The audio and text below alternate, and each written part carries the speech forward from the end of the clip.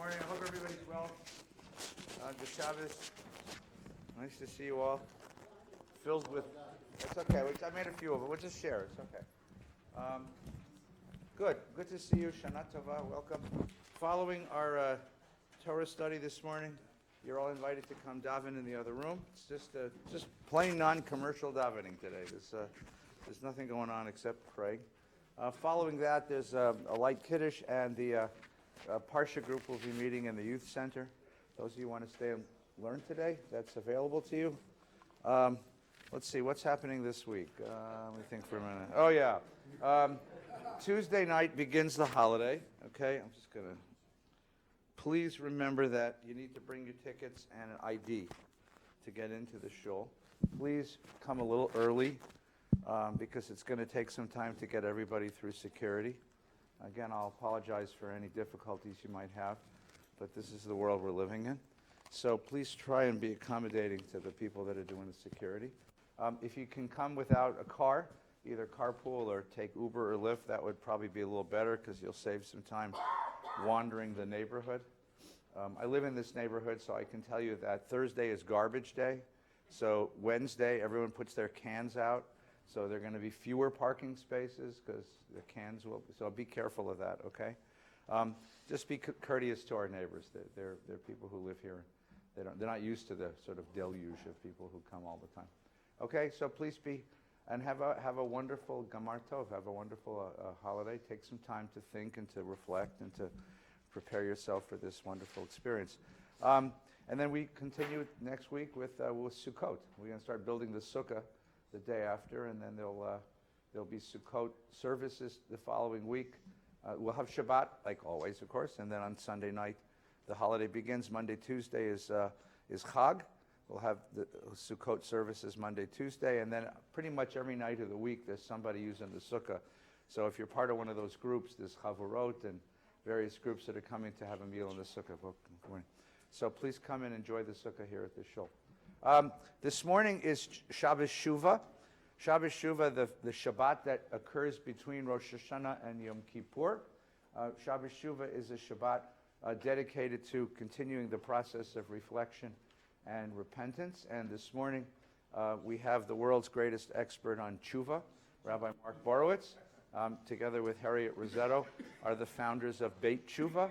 Beit Shuvah is an institution here in West LA that is dedicated to recovery and renewal. People who have been involved with drugs, who have been involved with criminality, who have been involved, whose lives have basically been destroyed. Harriet and Mark have dedicated their lives to bringing them back, giving them a way home, to doing tshuva. So it's a joy to have Mark. Mark, to be, we were here last year as well? Yes, wonderful. So it's a joy. And Harriet, welcome. Lovely to have you guys with us this morning. Mark and I were going to teach together this morning, and then during service we'll have a few more minutes to schmooze a little bit about the things that this holiday gathers up in us. Okay? So let me begin. You gave a provocative sermon for the high holiday. I think I could do this without offending the whole world. The name of the sermon was F.U. F.U. And it began with the words, go ahead, give us just the first two lines of the talk. Go ahead. We're going through, as many of you know, we're going through transitions at Beit Shuvah, and this is what I have to say to transitions, F.U. Go ahead. I forgive you, and I forgive me, and I ask you for forgiveness. It's something that we don't do very often. The idea of tshuva, of course, is that I go to people who I've harmed, and I ask them for forgiveness. But what happens most of the time is, and especially in the rabbinic world, I have to tell you, Monday I will hear from many colleagues and many observant Jewish people. If I've done anything to harm you in this past year, please forgive me. That the line? Well, that's just BS. It's the worst thing in the world to say. Because Shuvah says I have to go inside myself. I have to look at myself.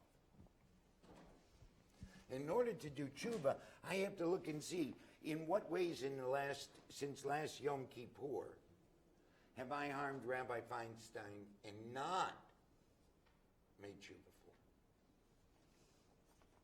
for? And I have to go to him because what does harm do? Harm says you are no longer a human being, you're an object.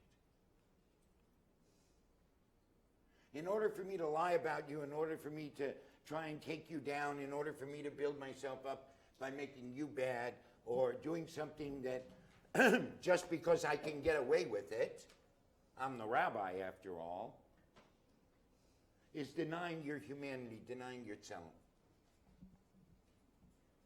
It's the worst thing that we do. We say that you don't matter. Only I matter. Or my group matters.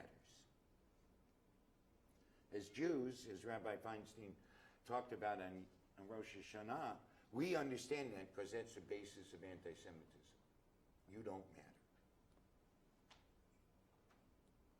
So, in order to do tshuva, if you really want to live Jewishly, according to me, actually, and Rabbi Soloveitchik, so I got a little bit of strength behind me, and Rabbi Heschel, and Rabbi Steinsaltz, and a few others. In the Talmud, there's a tractate, Yoma, that we have to really look at ourselves. The Ramban does a whole treatise on tshuva. So I have to take a look at myself and see where have I missed the mark, and I also have to see where I've hit the mark. Because if I'm going to do a cheshbon nefesh, I have to take an accounting of my soul, and accounting is the assets and liabilities. And then I have to look at myself and see my own justifications, because all of us justify doing the wrong thing. And when we're just on somebody's team because we're loyal, so I'm supposed to be loyal to the American Jewish University because they gave me smicha. And so I'm just going to say, yes, whatever you do must be right because you're the American Jewish University. I'm lying to myself and to you. Loyalty is to principles in our tradition. Loyalty is to God. And you can't be loyal to God if you harm other people and don't repair it. We're always going to harm people. We're always going to make mistakes. None of us are perfect. Except for, of course, my rabbinic colleagues here. You guys, I know, and lady, are perfect. But, me, I'm just a poor schlepper. What can I tell you? So I have to say, wait a minute. Why did I do it? How did I make it okay? And then I have to see who was impacted. How they were impacted. What did I learn? And what's my plan for repair and to not do it again? Because then I can be in truth with myself. I can go to Yom Kippur, and for me, Yom Kippur is not a day of affliction. Yom Kippur is a day like a wedding and we celebrate. What could be greater? If you've done your tshuva, then Yom Kippur is recovenanting with God, because as soon as I do tshuva with another person, I know God gives me grace and forgiveness. Shari tshuva, the gates of tshuva are open all the time, because God wants our return. The second of the middle paragraphs of the Amidah, Rotzeh HaTshuvah.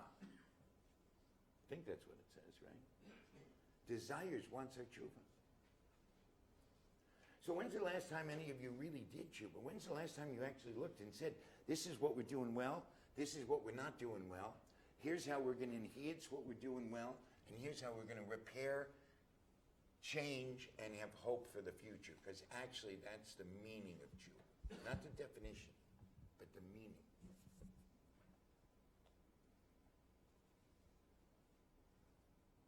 "23 years ago, the American Jewish University, the Ziegler School of Rabbinic Studies, made either the best or worst mistake of their young life.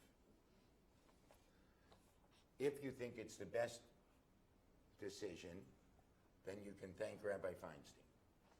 If you think it's the worst decision, You can blame Rabbi Feinstein. Rabbi Feinstein is never sure if he should take credit or beat his chest for it. Because they took me in. Guy with a 5-page rap sheet. Jewish community of Los Angeles, the Ziegler School of Rabbinic Studies says we believe in Shuvah. Rabbi Danny Gordis, who was the dean at the time, told me, he said, I looked at your application and I had to ask myself, do I believe what I preach every Yom Kippur? So Shuvah is not something that we're supposed to do once a year either. We're supposed to do it every day. Yet very few people engage in it. So we'll go to Yom Kippur. Did you want me to get started like this? No, I want to ask you another question. Okay. Why is this so hard? Why is it so hard? Yeah. Because I have to come face to face with me. Then I have to take a look at how I suffer. I have to take a look at how I'm imperfect. And everybody wants to be perfect because somehow we bought the Greek myth that perfection's possible. Where in Judaism? I mean, look, I read the Torah. You know, I read it a little differently than you do. Yeah. Tell me, who's the perfect person in the Torah? If you were writing a book and you wanted a whole bunch of people just to follow in lockstep, would you talk about how Abraham pimped Sarah twice? Would you talk about how he throws one kid out, almost kills the other one, and we say Avraham Avinu? Would you show Jacob as a liar, a cheat, a con, and a thief? I mean, really. And Moshe Rabbeinu, he of course had his own little issues. Mm-hmm. Aaron HaKohen, the great priest, the high priest, as you taught me. He became high priest because he made the golden calf. So why are we're so afraid to see our imperfections? Mm-hmm. That's the problem. We're afraid to be human. Mm-hmm. You want to keep going? Yeah, no, I just so one of the things that characterizes 12-step programs, recovery programs, is there's this notion that in order to reach that level of honesty, you have to reach sort of rock bottom, they call it, right? So, well, which is a high price to pay to reach Shuvah. So let me explain something. Okay. Do you know when you've hit your bottom? When you stop digging. When you stop digging. So I went to jail and prison twice. Other people have overdosed. Other people have gotten drunk, seeing that they have a pattern in college, and they say, wait a minute, I got to stop. So the whole thing here is rock bottom for Jews is every time we do tshuva, every time we do a cheshbon, every night, okay, I hereby forgive everyone. The opening of the bedtime Shema. Mm-hmm. So, and I ask for forgiveness. Let no one be harmed on my account. Mm-hmm. Right there, we can take a look at ourselves. All of davening is about, the hit balel is to look inside, to judge oneself. So when we daven, we're supposed to be doing this. That rock bottom is when I realize that I've not been human. Mm-hmm. When I've taken advantage of someone just because I could. Now we, of course, extol that because that makes you a ruthless, a smart businessman. Mm-hmm. Ruthless. He's a ruthless businessman. He's so good to his children. That's living in this split. Judaism says we have to integrate all of our parts. Yetzer Hara, Yetzer Tov. Not get rid of either one. Mm-hmm. So what's harder, asking for forgiveness or giving it? Well, it depends.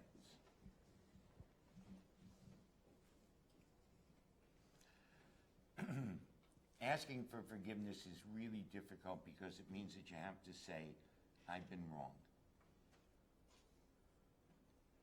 and you have to have a plan. You have to have restitution and a plan. The restitution that we make automatically is you restore the person's dignity to them, because you took it from them. Their humanity, because you made them an object. Giving forgiveness is very difficult, because then people say, oh, it's okay. You know, the way people give forgiveness is they say, okay, you know, you're forgiven. But not really. To truly forgive somebody means that I want to reconnect with them. To truly forgive somebody means I am no longer going to carry the resentment, the anger, the hurt. Look at how much of our lives is ruled by our hurts and resentments and our angers. Not just of us individually, but of leaders, etc. Everybody's got an axe to grind. Shuvah says, no, get rid of your axes. Because lo yisar goy al goy chareb cannot exist as long as there are resentments. As long as nobody's willing to look at themselves, as long as people are not willing to say, I've erred, I want to reconnect, the vision of the prophets can't happen. You know, I like the prophets. Yeah. Ever tell you that? Yeah. Oh, okay. Yeah. Rabbi, you want to add something? We have the mic. We have the mic, Doug. Thanks. Yeah, I'd like your opinion in this season of the only two questions that have endured year after year in my personal meditations and about Shuvah. Okay, sure. The only two questions I could never answer, which also made them stand out. Yeah. So the first is whether there's what began in the Reformation, Luther and Niebuhr makes much of it, the Christian's idea of cheap grace. Oh, well, I'll sin, I'll declare my faith in Jesus and wipe it all out. That they call cheap faith, cheap grace. Yeah. Do we have anything analogous to that in the idea of Shuvah? Is there cheap Shuvah? And No. the second, hang on. the second Yeah. is the most difficult question I've ever confronted. Yeah. It was the result of my friendship with a priest Yeah. who believed, sincerely, that forgiveness must be given unconditionally, regardless of Shuvah. Yeah.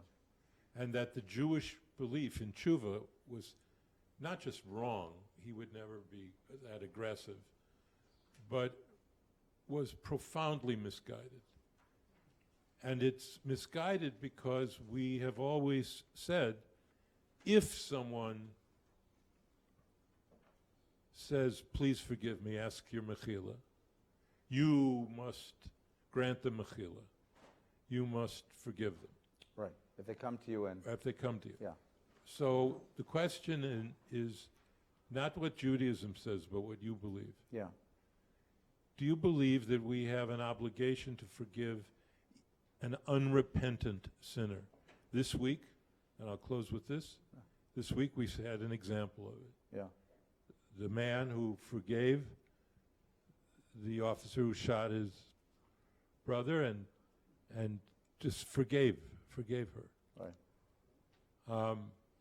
We knew a police officer in New York, Stephen McDonald, who was shot by a gang member, and he forgave him. And he was not repentant. And he later turned out in jail and was killed in jail. And we have in Charleston, and we have all these examples Yeah. of forgiveness given to unrepentant sinners. Right. The reason this is the question that has haunted me my whole life is I want to believe it's true, that we have an obligation to forgive, You want regardless if a person is agree with repentant. Tommy. I agree with him. Yeah. I didn't in my early days, but I do now. Yeah. But in my heart, I don't agree with him. Okay. Why not? Because I believe that the sinner has an obligation to ask forgiveness. Then I have an obligation to forgive. So it's a reciprocal obligation. And because of the slippery slope that would mean I'd have to forgive Hitler. Yeah. Right. All right, so let's set the question. I want to make sure everybody gets a wonderful. We'll do the first question later. Let's do the second question because it's much more important. So this week there was something, I don't know if you saw this in the news, but it was astonishing. I don't think it's a case of what you're interested in, though, because I think it's the other thing. So there was this case in Dallas where a police officer, after a long shift and may have been distracted for other reasons, goes onto the wrong floor of an apartment building, enters what she thinks is her apartment, sees a guy in there, can't quite see who it is, thinks that there's a burglar in her apartment, takes her gun and shoots him. Turns out she lived on the 3rd floor, but she had gone to the 4th floor. And the guy she shot was a guy eating ice cream in his kitchen, just a guy. And it happened to be that she was white and he was black, and it happened to be, it's Dallas, which is a place where there's some racial tension. So she goes on trial for murder. You saw this? Yes. Right, a fascinating case. And she confessed. She said, I did it. I killed an innocent man. It was an accident, but I did it. And her defense was that the 2 floors look alike. People make that mistake all the time. And she ended up getting convicted for murder and sentenced to 10 years in prison, okay? At the sentencing hearing, the brother of the murdered guy comes over and hugs her. Now, I don't think that's a case of what you're interested in, because I think she did a tshuva. She confessed what she did. She knows she did something wrong. She claims that she's not culpable legally because it was an accident. That's different than saying, I didn't do it. I think the Charleston case is much better. Or so, the Amish children. Right. So the Charleston case was some years ago. This young man, right? Dylan Roof. Goes into the AME church in Charleston and murders 2 dozen people, 11 people. and never confessed and never acknowledged what he did. But at the hearing, because the members of the church live this Christian ethic, they came one at a time and said, I forgive you, and I ask God's grace on your soul. And it was this tremendous, it was difficult to watch, because the guy sits there completely impassively. He believes he did the right thing. And the mourners, the people that came, and are living with this Christian grace. So the question is, you hear the question? So the question is, in Christian tradition, represented by Father Hartman, who was Rabbi Gilman's, Bal Machloket, his partners, his chavrusa, the God Squad. In the Christian tradition, one offers forgiveness even if the sinner doesn't do tshuva. One relieves oneself of the anguish of blame as an act of Christian grace. In the Jewish tradition, the sinner has to come and do tshuva. The sinner has to come and say, I did this and I'm sorry for it and I apologize and I want to be whole with you. And then you have to give him tshuva. Okay? And then you have to give him tshuva. So the question is there any correlate to that Christian belief in Jewish life where I have to forgive somebody even if they don't apologize? Right? And is there a reason to do that? And can we really believe in that? I mean, what the rabbi is confessing is something very powerful, which is, like my head wants to believe that because it sounds so beautiful. But there's something deep inside. I want to punch the guy out. I don't want to forgive you. First, let me punch him, then I'll forgive him, right? I mean, is that fair? Is that fair? Right. All right, Harriet. I need the microphone. Hang on a minute. This is Harriet Rossetto, who happens to be married to Mark. God help her. And Harriet is actually the founder, the co-founder of Beit Shuvah, and is the clinical director there, and taught my daughter about being a psychologist. So I have a great deal of love here. So I want to address the 12-step tradition of why we forgive, or why ridding resentments addresses that dark place within us that wants to punch. Forgiveness heals that place, that you forgive so that you are not poisoned by your resentments. So that, I think, is the place that brings together the head, the obligation, with the dark place that doesn't want to forgive. All right, but so now help me figure this out, though, because I think this is the heart of the rabbi's question. How do you do that? How do you forgive somebody who is not so. who doesn't acknowledge that he did anything wrong, who thinks that he did the right thing. But I don't think hang on, you're wait, forgiving the somebody. Yeah. I think you're forgiving human imperfection Okay. in a way. That people do stuff, and that if I don't forgive, I harm myself. Okay, so there's two pieces of that. So I think, is this fair to say? Yeah, that- but it's wrong. No, but hang on a minute. That's the second part. I want Profoundly wrong. the first part. I want the first part. Wait. Let's get the first part. It may even be obscenely wrong. I keep calling him Tommy because you call him Tommy. I but call it's him Tommy. Father Hartman. Father Hartman, as a Christian, holds this idea of original sin, which means the ultimate sinfulness, the ultimate imperfection of human beings. So, like as Harriet said, he's willing to forgive because he sees everybody as basically in that condition of sin. Jews, we have a different idea of sin. We see sin as a choice, not as a condition. Okay? So there's a different idea of sin there. The second idea, though, is, and this one you disagree with, and I want to just articulate it, which is the longer I hold on to the rage and resentment, the more it deteriorates me. All right? There's a Buddhist idea that blame and resentment is like a hot coal you intend to toss to somebody else, but you hang on to it. And the longer you hang on to it, the more it burns your hand. Now, you don't like that idea. No, it's Okay. wrong. All right, go ahead. I am not degraded. I am not demeaned. I am not weakened. I am not distorted on any level by being glad that Hitler is dead. Okay. And it is so. This is such a profound difference. Okay. That if it is true Yeah. that we should grant Shuvah, as Mark was saying before, Rabbi Borovitz, saying we have to look into ourselves as, well, then why not look deeper? Why not look to the deepest part, which says, I don't even need your request for forgiveness. I forgive you mihatchila. I forgive you from the beginning. Right. And that is the Christian idea. It's at the heart of the Sermon on the Mount. It's what Jesus was teaching. Right. But if what Jesus taught was true, Yeah. then what we teach is not true. It's not just another way. It profoundly misunderstands the way we heal. Okay. And the way we heal, according to their tradition, is we give it up. We just give it up. Right. And it isn't just self-regarding, oh, that helps me to remove the poison. No, that's like saying love is self-regarding. In a way, but really it's a gift to the person who sinned. Yeah. Saying, I have no reason to forgive you. You don't want to be forgiven. You aren't repentant. And still I'm going to forgive you. Yeah. It's so powerful. Yeah. And its power comes from the fact that Christianity and Judaism took a stand on the most important human element, which is our brokenness. Right. They took a stand that we must forgive human brokenness regardless, Yeah. and we took a stand, well, you'll come to me, you'll say what you did, you'll grovel a little bit, and I'll then forgive you.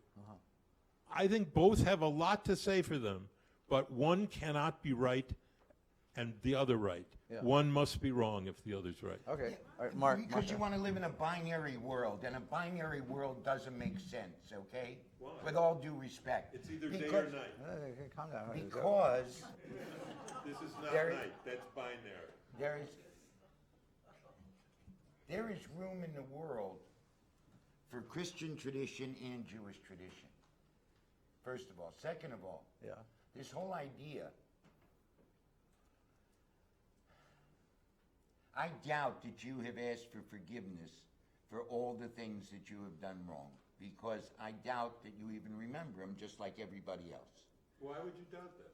Because I do. I mean, why, So talk about me. Don't talk about him. cynical view. Because I I- could be a tzaddik. Okay. You have no idea. Right.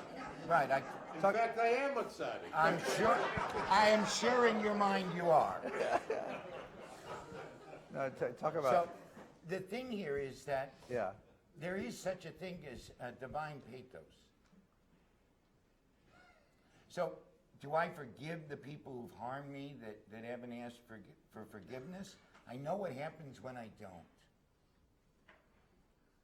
and I have been trashed mercilessly over the years. And if I keep the anger, if I keep the resentment, if I keep the hurt, then I'm holding on to the suffering. Because that's what happens is I suffer, and it always comes out. It comes out in some way, shape, or form. And anybody who thinks that what's going on inside doesn't leak out outside is not a real student of human beingness, in my opinion. So, I have to be, I'm terribly sad for the people who've done it. And somebody did it where he tried to assassinate my character in a tremendously difficult way and public way. Yeah. And I have to say, isn't it sad that he is so stuck there? Because if I keep the anger, I can't live my best life. If I keep the resentment, I can't live my best life. Resentments that, going back forever, against Jews, is the basis of anti-Semitism. So then why not just forgive him? What? Why not just forgive him? Yeah. He does. Why not go the extra step? Say, I don't care what he feels. I don't care if he repents. I'm forgiving him. No. What I'm saying is that forgiveness is also in stages, okay? I rid myself of the resentment. I see that he's a sick, pathetic bastard. Yeah. But I love him anyway. Not so much. Right. But I as a, think Mark is real close to this idea. No. what do you mean? I am wait, close wait, to wait, this wait, idea. wait. Time out. So let's. I want to just frame the question so that it's very clear. I mean, so the question is this. The question is, are you obligated? In Jewish tradition, you're obligated to forgive the person who comes and apologizes. Okay. So what Rabbi Gelman is asking is, you're also obligated to forgive the person who doesn't come and apologize. And what Rabbi Borovitz has suggested is that if you don't, and as Herod suggests, you hang on to something, which is ultimately dangerous to yourself. So there's a practical. It's not a moral reason. It's a practical. Is it? But Tommy's talking about a moral reason. You're talking about a practical reason, because it tends to leak out. It tends to leak out into all kinds of other kinds of very dangerous behaviors, because that kind of resentment, the rage, the anger. So there is, by the way, now there are Jewish traditions in that direction. I mean, there's a wonderful story of the Chofetz Chaim, who was a 19th century Rav, that he once invited a guy to stay in his house, and the guy, in the middle of the night, steals his candlesticks, right? And he's running up the street with the Rav's candlesticks, and the Rav goes outside and he screams, Hefker, Hefker, Hefker, which means take them. Take them. I mean, the idea is being that this, now, but the real question is anybody except a tzaddik capable of that kind of selflessness? Hang on, wait, let's pass the microphone over to Rabbi Hirsch. You're going to get all these rabbis today. I mean, you don't get this anywhere else in the Jewish world. The marriage of what Rabbi Borovitz is saying and what Rabbi Gelman is saying, so many rabbis, is what Rabbi Israel Salanter would say. Yeah. Which is, you first have to kibush, you have to literally shut down those impulses. Which impulses? The impulses to hold resentment and anger and all that. Right. In order to reach tikkun, which is to repair your soul, in order to reach this level of tzaddik. And if you actually want to be a whole human being and a child of God, you can't worry about what that other person does or does not do. And I think Israel Salanter would say it doesn't matter if they've asked for if he would say he didn't matter if he asked for forgiveness or not. If you want to achieve the status of tzaddik, this is what you have to do, regardless of how the other person behaves. Okay, so let's pursue this. Can I just say one thing? Yeah, go ahead. Yeah. If there wasn't, if we go with what Rabbi Gelman is saying, then why do we have an eye for an eye being mammon? Why isn't it just poke the eye out? Why does everybody understand? Why In the Bible it says an eye for an eye, a tooth for a tooth, and the rabbis jump in right away and they say no, you don't poke people's eyes out. You take compensatory compensation, for damages. So guy pays for your optometrist. And why would Hosea say repeat God's words, I will heal their backsliding. Yeah. I mean, we have this in the tradition. And I don't think that you give blanket, oh, you're forgiven, come back home. That's not what I'm saying. What I'm saying, and a very dear friend of mine, Reverend Mark Whitlock, personal friends with Pastor Pinckney, who was murdered in Charleston. And he's the one who said, if I hate Dylan Roof, then I'm putting more hate in the world. Elie Wiesel told me he couldn't even hate intolerance because he can't get close to hate. Hate breeds. So this idea of ridding ourselves of resentment is the only way to put something other than hate into the world. Anger, resentment, however you want to put it. Now, that's who I've learned from. Yeah.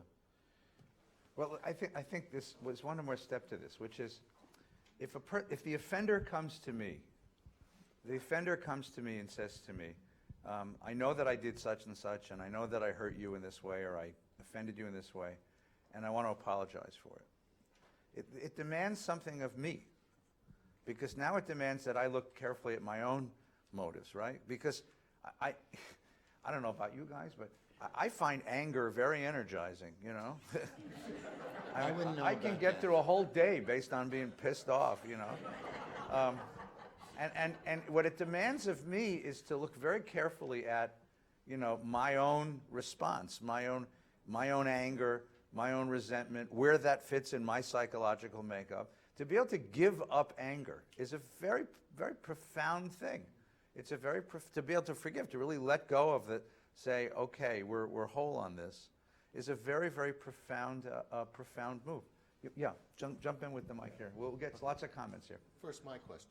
Oh, I got the mic. sorry, Sam. You talked about anti-Semitism. Yeah. How do you do that? How do you not hate anti-Semites? How do you let that go? You know, I can't do it. You know, you tell me there's a Nazi, you know, instinct, hate. Not going to drop that. I'm not a tzaddik. I mean, Gelman is a tzaddik. Me, I want to punch those guys out. I had a friend who was a tzaddik. Yeah, right. And I've had friends who are tzaddik too. And in some ways, I aspire to that. I would wish to have that kind of self-awareness and that kind of control over my emotions. But I'm not that strong. I have a hard time. Even if the guy came in and asked for forgiveness, I would have a hard time. You know, because the act is still there. I mean, the offense is still there. So I'm way far away. I mean, maybe I was at the Sermon on the Mount, but I was in the back of the room, I mean, what did he say? You know, that was, if you know Monty Python. I don't know, but he's got a nice beard. Yeah, blessed are the cheesemakers, you know. I mean, I was way in the back because I'm not there. That to me, and I've met people like that. I have met selfless people. I've come across people whose inner life is so, they're so deeply in touch with their inner life that they can do this. Whether or not it's the right ethic, I'm not even close to it. So that I can tell you. I'm in that sense. Yeah. That's my sin, you know. That's. No, but you may be right. You may be right in that. Well, case. hell, I don't know. I'm See, not if sure. So hold on. Wait, hang on. You get the comment. Pass it to Sandy. I want to ask, No. You asked your question. I want to get over here. You want me to answer? We're going to all get answers today. I think that part of what's happening here is that you're arguing past each other because I think you're both wrong and both right. Well, thank you. What I mean by that is some things are binary, some things are not. And Yeah. you can let go of resentment without forgiving. Love and hate are not opposites. Uh-huh. The opposite of love and the opposite of hate is indifference. I've had someone who made my life very difficult. I don't forgive him. I just don't think about him. I let it go so the resentment doesn't hurt me. So you don't have to necessarily forgive. You can let go. And therefore, you're both wrong and you're both right. Is it possible to let go of the resentment without fully being whole with the person? That's an interesting sort of middle position. right? that's Where I what- say I don't want to hold on to my, my rage at the guy, because that rage deteriorates But me. that's what ridding yourself of resentments is. Yeah. Okay? It's not whitewashing it. It's not saying, oh, it's okay or you're forgiven. Right. It's that I don't have to carry this with me. Yeah. Because carrying it with me and hatred of anti-Semites, hatred of anything, what I know for a fact is that hatred breeds hatred. Hatred leaks out. Okay? I have seen it. I've seen what happens to children whose parents talk to them about hating the stranger, about hating the goy, hating the this, hating the that. And the kids get so wrapped up, so tied up, that the only escape is alcohol, drugs, gambling, sex, etc. Because they don't know how to live with their hatreds. Now, some people are greater than others, I guess, and they can. But as soon as you start with hatred, then you're doing the same things that you hate. Hillel said, what's hateful to you, don't do to another person. I've lived in hatred. Yeah. I lived in hatred. I hated everybody. So that gave me permission to steal and do whatever I wanted to do because they were coming for me. I'm getting them first. Hatred breeds nothing but negativity. And if we're going to do something to make the world better, if we're going to do something to make our lives better, if we're going to do something to make our homes better, then yes, we have to be more loving. Yes, we have to be able to rid ourselves of these resentments. We have to do tshuva. How many times have you ever gone to your children and said, you know what? And looking back, I see that some of the decisions and some of the things that I did, they harmed you. I did it with my daughter. My daughter's got a great life now. But while until I could say to her I was wrong, she kept thinking she was wrong. There was something wrong with her. How come you didn't get an A on this? How come you didn't do this? It goes on all the time in families. The competition and the comparing. And that gives everybody agita. It gives everybody this feeling of not enough. It gives people the anger to cheat and lie and steal in order to get ahead. That's what this stuff does. So yes, okay, I understand. I don't say, oh, Hitler's forgiven or anything else. I do not and will not in my life engage in any kind of hatred, any kind of resentments, because it hurts me. It's in the program of Alcoholics Anonymous, it's saying, you're drinking the poison expecting the other person to die. And we have so much in our tradition. If God could forgive us for the golden calf. The Jews didn't do tshuva. But we got forgiven for the worst sin, idolatry. So if we're supposed to be godding, as you teach, then, yeah, we don't have to forgive. Oh, go to the person and say you're forgiven. We have to, though, rid ourselves of these hatreds, rid ourselves of these resentments. That's what tshuva is. So hang on. So could no, don't do that. Could we say no, Mark? Could you say that you have a sort of two-level system here? That forgiving the offender without the person apologizing is a very high level of tzidkut, of tzaddik life. But most of us are not able to do that. So for most of us, for a more realistic ethic is to wait for the person to apologize and then to be whole with the person. But that they're both really active. They're not opposites the way that you've presented them. They're just two different levels of an ethic. And I don't know that one's higher than the other. Oh, that's a question. Yeah. I'm just because It I is think two- that there it is. two levels. Yeah. But it's not the two levels that, as you described it. No. It's this way. If you look at Charlottesville or the Amish children who were killed, they did the same thing. They forgave the murderer. Farzan, you get the next comment. I'll be with you in this. Yeah. No. Hold on to the mic. No, he's talking. Oh, he didn't say the mic. All right. I'm sorry. So You get the next one. And then Howard. if you, The two levels are, could you do what they did? That's one question. Yeah. And that's answered by Rabbi Borovitz and others. Look, I can't do it. You said it, I can't do it. I'm too angry, I can't do it. The second level is the deeper one. And that is, are they right to do it? Because all of this, I'm going to give it up because it hurts me, it hurts me, it hurts me, all of that stuff is just not courageous enough, because it doesn't get to the final point of it.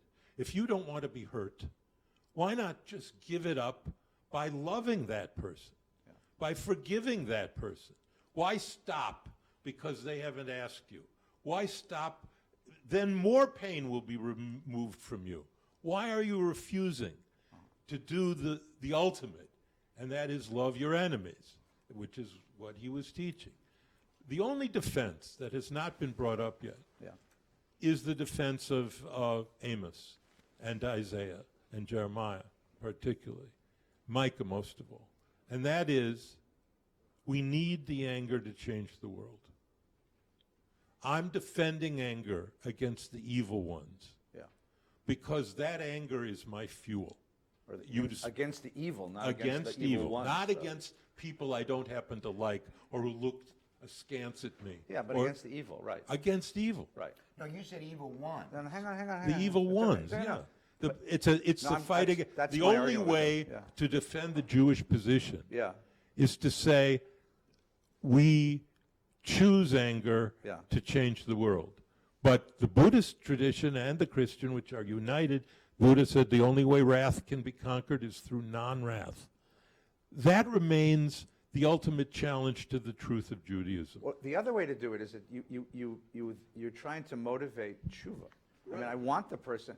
The thing about the thing this week was that the police officer admitted what she did. Suppose she hadn't admitted what she did. You know, what Doesn't change it from there. the fact that she admitted it, you know, I think was motivated partly because she wanted to be whole with the guy's family. I mean, so it motivates the tshuva. That's why I think you can. It could do that. It may not do that. Okay. It's not going to do it with Dylan Roof. Farzan. So if I am my brother's keeper, Yeah. then shouldn't I help them reach their tikkun? Well, that's the defender? idea. And That's the point you just yeah. made. So shouldn't I help them do their tikkun by telling them, I want to be whole with you. If you'll apologize, we can be whole. Right, Yeah. and it's not only with anger, it could also be with kindness. Yeah. Yeah, that's the Christian argument is you kill them with kindness, basically. You by welcoming and loving the stranger, you extinguish the evil inside the stranger, right? Which is a very powerful ethic. It's a very powerful ethic. And the question is, can anybody ever live that way? I mean, it's an ethic which is, you know, very, very high above. I mean, I get angry if people cut me off on the freeway. You guys, and I see you, you know. Then why do we say Ananai Ananai El Rachum V'Chanu Ner Chapayim V'Av Chesed? How come we want God's compassion? How come we want God's forgiveness? We haven't done tshuva. Why not? We haven't really gone and said, this is what I've done. This is how I harmed another human being. I'm going to take care of all the harms that I've done to people.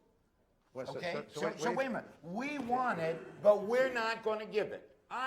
That's the Jewish way? Yeah. I don't think so. all right. I think, again, it's a bad Wait. criticization. Yeah. Wrong. Go ahead. No. Okay. Rabbi, thank you. Yeah, go ahead. So I'm curious, let's say you're dealing with your own teshuvah and you've arrived at a level that you're comfortable with. I see certain members of my family for the last 3 years, they are just in a constant state of frustration and anger. So how do you counsel people in terms of dealing with something not of their own responsibility, but how do you counsel people to arrive at some sort of peace when the world outside of their home is afire and they're trying to restore some semblance of normalcy and it's really a challenge? Well, I got no idea on that one. I think we should just have an exchange. I think everybody gets to put one sister-in-law or brother-in-law into the middle of the board. And you have to take one home, but it doesn't have to be the one you came with. right. Don't you think that would be a better? Because everyone has somebody in their family that they go, oh, we got to invite them. Yeah, it's Yontif. You got to invite them. Oh, really? I mean, don't you think that would be a better game? So Right. we're not supposed to talk to people who can't hear. We're not supposed to do that. And I think that's one of those things one of those times, one of those moments when really that's what happens. I mean, I have people that get all worked up about things, and a lot of times I just say, okay, sure. I do it with my wife sometimes. Makes her crazy. But it's my way of not engaging so that I don't get all worked up in nuts and everything else. And I find a way that it's my brother, my sister, my mother, my father, whoever it is. I find a way to remember that we're together and love. Our love for each other has to trump, pardon the expression, the differences that we're having right now. Because when it comes down to it, I'm going to stand with this year. I did. I stood with my brother and my sister, no matter what our differences were, to bury my mother. Isaac and Ishmael came together to bury their father. Esau and Jacob came together to bury their father. So no matter what, I have to make sure that stays, that connection stays. That's the only way that I can deal with it. Pop, you want to answer? All right, where's the mic? Who's got the mic? Oh, I'm sorry. All right, Brian, let me have the mic for just a minute, and then we'll come back, okay? I apologize. Wait. You got to be on national television here. Go ahead. What do you do in the case where I say, if you apologize, I forgive you, and to hell with the whole thing, and the other person says, yes, but I was right. I was right in what I did to you. You follow my... Yeah, in fact, I know exactly what you're talking about.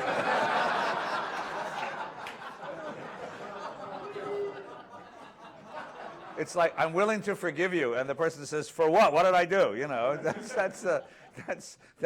so then you have to decide, is the solidarity of the family worth more than carrying through the process, right? Turkey. Well, yeah, you cut the turkey, right? Cut the turkey. That's the last line of the movie Avalon, which is a Jewish movie, in case you've never seen it. Barry Levinson's family and why they never ate Seder together. Go ahead. Right. Now, at that point, I mean, I don't know what to say. It's like, what's more important?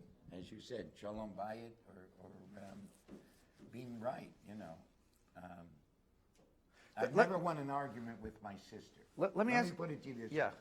My sister has never been wrong. Well, she's a lawyer. That's part of it. No, that's my sister. Oh, sorry. And I used to fight with her, argue with her, etc. And then I realized we're together. That if I ever really need something, my sister's showing up. If she needs something, I'm showing up. Why do I need to be right? That's really the decision I made in there. Let me ask you a question, a practical question, and Harriet as well. You went to your daughter, and you came clean to your daughter about all the things you did, and you created a very loving and warm relationship, and you gave her a way to move on with her life. But you have people at Beit Shuvah whose lives are really messed up because their parents really messed them up. But their parents think that they did the right thing. Their parents will never come and say, I did this. So what do you say to that person? How do you help that person move on? How do you help that person? In some ways, that's the same as Rabbi Gelman's question. How do you help a person whose parents did a number on them, but those parents are never going to come clean and say, I did this to my kid? Who's got the? You got the mic? Brian, I'll come back with you in a minute. I promise you. Yeah. Or maybe not. Yom Kippur is Tuesday. I'll confess. The first thing I want to say is that forgiveness is a process. Right. It's not a one-off. Okay. It takes time and energy, and I think what we help the kids to realize is that they can't grow up as long as they are invested in hating their parents. they can't be free. Okay. And so forgiveness isn't excusing or justifying bad behavior. It's a process of recognizing the frailty and brokenness of your parents who did the best they could because of whatever was done to them by their parents. And it's a multi-generational thing that happens. And none of us are the parents we would want to be. And none of us are the kids we would want to be. And so there's that just forgiveness of the process, I think, of family dynamics. And in other ways, we just beat up the parents. We have these sessions with parents where we get them to understand that what they did in all good faith wasn't taking into consideration the individual child. Yeah. Because you have 3 children. Yeah. Each one has a different soul. Each one's soul responds differently and has to be spoken to in different ways. Right. So if you just do everything the same, then at least 2 of them are going to miss out and be misheard and feel misunderstood. Right. Right. I'm sitting here trying to think of a punchline to a joke that starts out with 5 rabbis walk into Weiner Chapel. Yeah. I guess this is. Yeah. I think the wonderful nature of this question is that it doesn't have a single answer. It has a discussion in a wrestling match, right? I think the nature of this is you're using the word forgiveness and Shuvah in 2 radically different ways that don't always mix with each other. Yeah. To piggyback off something Harriet said, within the 12-step tradition is a line that says, resentment is the dubious luxury of normal men, okay? Those of us who are in recovery, we can't handle holding on to anger and resentment. That kind of goes to what Rabbi Borovitz said. Yeah. This idea of forgiveness, to a certain extent that way, is strictly an inside job, how anger and resentment affects me. What I believe you're referring to more is forgiveness having to do with a relationship between you and another human being. That's a completely different thing, okay? I don't forgive Hitler in the sense that, he's going to walk off into heaven and be happy forever. I do in the sense that I don't carry anger and resentment against him within my daily life. Good. Right, so when you're talking about it, again, in talking with Reverend Whitlock, why do we assume that everything is forgivable? Why, who are we to forgive? Who are we to forgive the pedophile? Who are we to forgive a serial murderer? Yeah. Isn't it God to forgive those people who've done damage to his image? Why is it the onus on us? And I am fine with letting go of the hatred I'll let go of the hatred and go back your way, but I'm not forgiving you. No way. Okay. That's the Jewish response right there. Which is, It's pure. yeah. I'm not forgiving him. He's not repentant. I'm not forgiving him. And I'm it's not him. going to hold the anger. I'm not going to do, but I'm not forgiving him. Right. It's not the Christian way. It's not the Buddhist way. And it may not be right, because when we defend our position of saying, I'm getting rid of the anger, we're just refusing to go the full mile. No. Which is, I love that person. No. I love you and I forgive you. Even if you can't find within yourself the strength to atone for your sins, I forgive you. I forgive you for murdering my family. I forgive you for... And we must confront whether that's even right. And if we say it's right, we then must confront why we can't teach it. Okay, so I gotta go. Yeah, you gotta go. No, I gotta talk. I'm sorry. Okay, I've been talk, quiet. talk, I've talk, been good. You haven't been that good. You've been okay. But I forgive you. And I love you completely. Yeah, well, I'm glad one of us This does. is why there's no rabbis in heaven, So, This is why. here's the thing, okay? Take a breath. There's Take a breath. two, it is different steps. I cannot forgive you completely and love you if you don't come to ask for forgiveness, because then I'm saying you don't even have that capability. Then I'm telling you that you're not human enough, or you don't have a tselem that will allow you at some point to look and know that I have to ask for forgiveness. Okay? So that's why. Too broken to do it. That, Too broken to do and it. I'm saying that everybody at some point has the potentiality, the possibility, and the divinity within them to do it. Whether they choose to or not is a different thing. I will not say, "Oh, you're just forgiven and I love you," without you doing tshuva with me, because that demeans you as a human being, and that. Well, I'm choosing not to me, to do it. To me, it does. Okay. And to Judaism. Oh, no, So- it's wait. go ahead. I'm not. You're getting beaten up. Why are you getting beaten up? You're not even a part of this. Go ahead. So, because he keeps trying to insert himself. I don't know who he's trying to protect. I'm not protecting anybody. But this is the whole.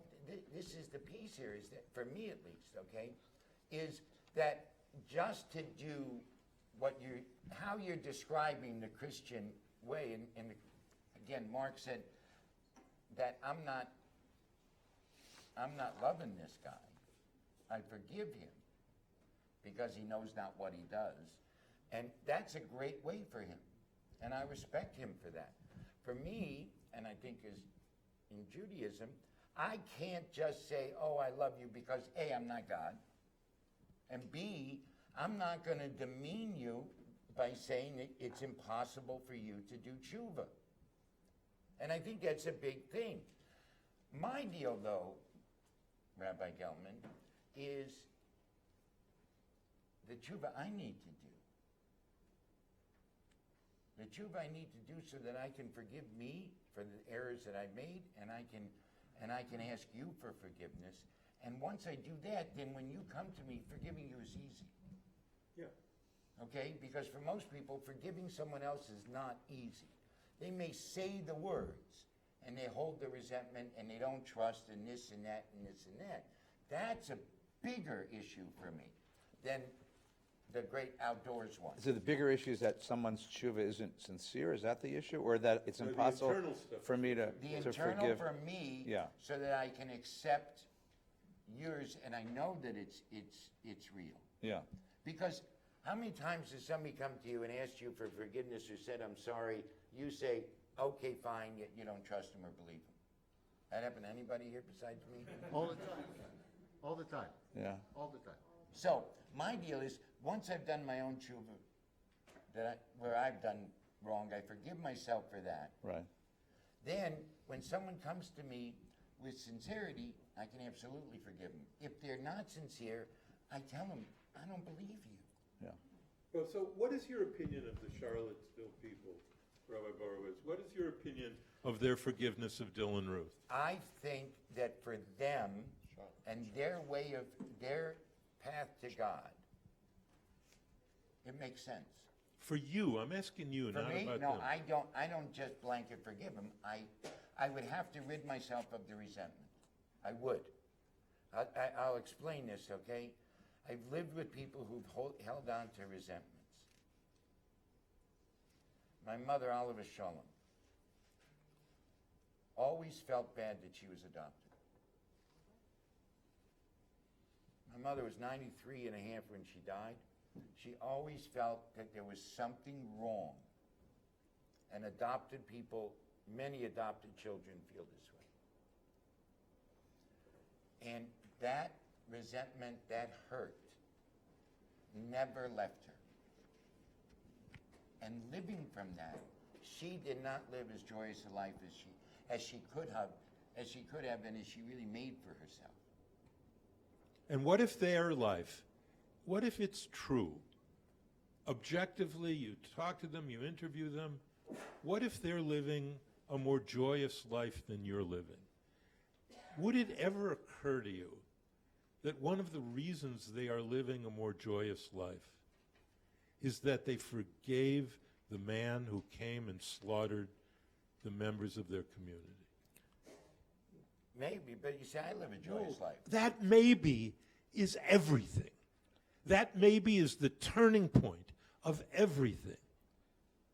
Well, But I live a joyous life now, the way I live. Maybe. But can I give up?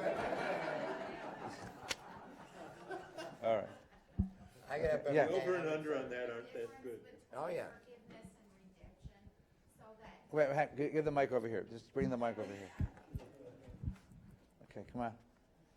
No, I want everybody to have. Isn't there a voice here. difference between forgiveness and redemption? So what Isn't would you think- forgiveness? I would think forgiveness would be the personal, internal kind of work that Brian was talking about, Right. where you don't want something festering inside of you, the hot coal that you talked about with the Buddhist feels, and redemption, where this outrageous mass murdering situations are something that is out of our hands. Yeah. Yeah. Just belongs in a different there's an interesting- category. It's not a personal. It's not. It's No. It's a very interesting. The Rambam, Maimonides, has a very long, as Rabbi Borovitz said, a very long treatise called Hilchos Shuvah, and he talks about what it means to do tshuva and what tshuva does for us, what Yom Kippur does for us, and he has a statement there which is. So, remember that line in the prayer book? We read it, at least in my service. God waits for your last day for you to repent, right? And then accepts the repentant. So Maimonides says, yeah, God waits for your repentance and God accepts your repentance. But as soon as you enter the next world, he's going to punish you for what you did. You can repent, but that doesn't erase the damage you did in the world, and that damage has to be redressed. So if you want to assume that there's a difference between the two, that it's possible for the people of that church to say to that young man, I'm not going to carry my rage and resentment, and I'm going to try my best to love you anyway, but that God, but that person still has some sort of accountability before the eyes of the universe, in some sense. That's a very interesting, it's a different way to think about the process. Right? It's a very different way to think about the process. All right, let's get one more. Howard, I think you get the last comment, and then we're going to... Some of this has been alluded to, but my question is, if you say to somebody, I forgive you for what you did, and the other person says, I don't want the forgiveness, I'm glad what I did, I would do it over again, and what I did was correct. What do you do then? Do you forgive them still within your That's why my pop asked the question. You say to somebody, I want to be whole with you, I forgive you, and the person says, but I was right, I was right, right? Right? What do you do? So then I think you have this question. So then the question is, do you want to hang on to the rage and the resentment, or do you say, listen, he has his shtick, I'm not going to hang on, I'm going to forget this. I don't need to hang on to this rage and resentment. And stay far away from them. And, and stay far, But you see, so here's the deal, all right? I think this is, again, I do it on a much more personal level than the global, I forgive you, for the Charleston people. Because I'm not Christian, so I don't understand it. Okay? I don't understand, it's not my way. Doesn't mean that their way's wrong, my way's right. I think both exist and both can exist. Reb Meir said, for one person's tshuva, the entire world endures. One person. I got that here, actually. I printed it for you here. We didn't do the rest of it, but that's okay. Yeah, okay, yeah. So, and Rabbi Heschel says that tshuva is the most unnoticed of God's miracles. So why is it so important to me? Why do I differ so much with Rabbi Gelman? Because if not for tshuva, I wouldn't be alive. Not for tshuva, I wouldn't be standing here, sitting here. Not for tshuva, I wouldn't have the life I have. Think about this. Tshuva has the power to make sure that the world endures. And we fight doing it. We do it perfunctory. I'm sorry is not tshuva. Saying I'm sorry is not tshuva. Tshuva is where I really go and I know what the impact was and I tell you, and I really confess to you how sorry I am and I tell you what I did. The greatest harm I did to anybody was treat him like an object. My daughter said to me, wasn't my love enough for you to stay out of jail? She wrote me a letter the last time I was in prison. Dear Daddy, I hate you. You're a part of me. When you're in jail, part of me is in jail, and I didn't do anything to be in jail. Love, Heather. She wrote that letter at 6.5 years old.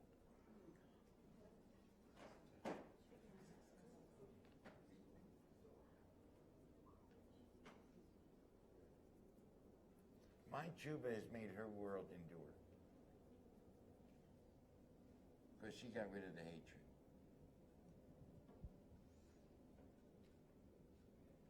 So that's the miracle of it. And you have to really go into it, though. But the opposite may be true. It may be true that your life was saved because of the unconditional love of your daughter, not because of anything you did. That's the alternative. No, I don't think it's an either or here. That's where I'm saying it's not binary. That there's unconditional love in the world that comes from God. I think unconditional love is believing everybody can return, and leaving our gates of Shuvah, our gates of forgiveness open. But I think that I had to do the work, and her unconditional love came together. That's where it's non-binary. It's a both and. I think Rabbi Shulweiss talked about that. Both and. Let me wish everybody Gemar Chamat Gemar Chatim Chatim Tova. Tova. Thank you to our rabbis. Thank you to Rabbi Borovitz and area. Thank you to Rabbi Gelman, Rabbi Hirsch, Rabbi Stiebel, Rabbi Silverman. Have a wonderful Shana Tova.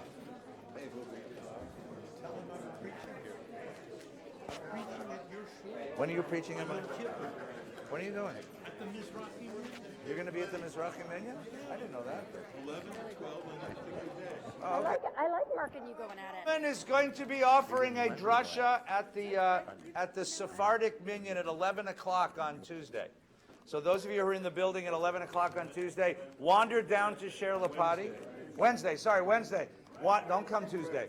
Wander down the hall. He's going to be giving a talk at the Sephardic Minyan. Thank you. So I'm Linda Dorff. We met many years ago, and your words are resonant and beautiful and meaningful. Well, thank you. Thank you. Are you from Philly originally? No, Cleveland. Cleveland, Ohio. Is your wife from Philly? No, she's from Paterson, New Jersey. Paterson, New Jersey. You sound like you're from Ohio. Mwah. You need to come back here. Absolutely. Absolutely. Yeah, we're going to do something there too. Come on. Oh, yeah.